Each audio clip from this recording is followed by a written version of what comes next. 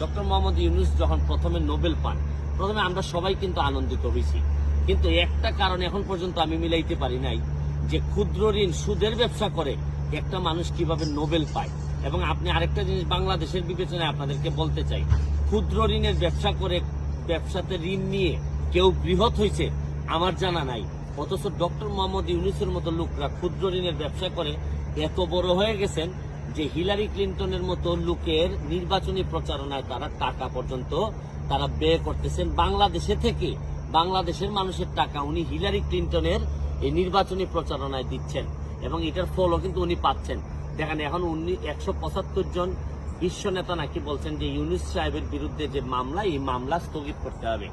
আমার জীবনে আমি কোনোদিন দেখি নাই যে অন্য দেশের একটা আইনি ব্যবস্থায় কোনো মামলা হইলে এটা স্থগিতের কোনো আবেদন জানানো যায়।